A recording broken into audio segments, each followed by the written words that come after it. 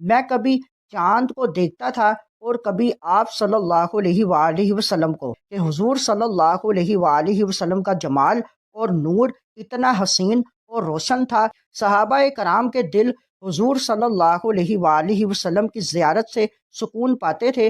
بسم اللہ الرحمن الرحیم۔ آج کی حدیث مبارک حضور صلی اللہ علیہ وآلہ وسلم کا حسن مبارک۔ جامع ترمذی حدیث نمبر 2811، سنن دارمی حدیث نمبر 56۔ حضرت جابر رضی اللہ تعالیٰ عنہ سے منقول ہے، وہ فرماتے ہیں کہ میں ایک مرتبہ چاندنی رات میں حضور اقدس صلی اللہ علیہ وآلہ وسلم کو دیکھ رہا تھا۔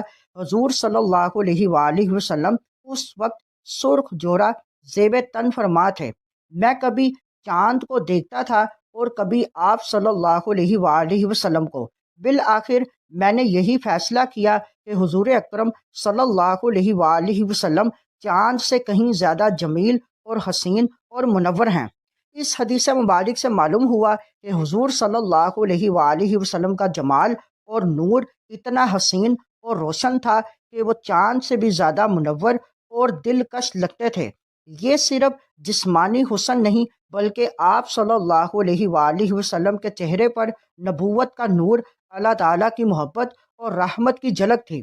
صحابہ کرام کے دل حضور صلی اللہ علیہ وآلہ وسلم کی زیارت سے سکون پاتے تھے اور آپ صلی اللہ علیہ وآلہ وسلم کو دیکھ کر ایمان اور محبت میں اضافہ ہوتا تھا۔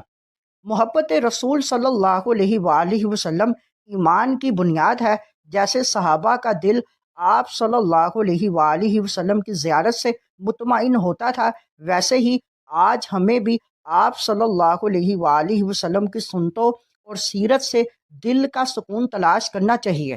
چاند کی روشنی محدود ہے، مگر حضور صلی اللہ علیہ وآلہ وسلم کی برکتیں اور ہدایت ہر دور اور ہر دل کو روشن کرتی ہیں۔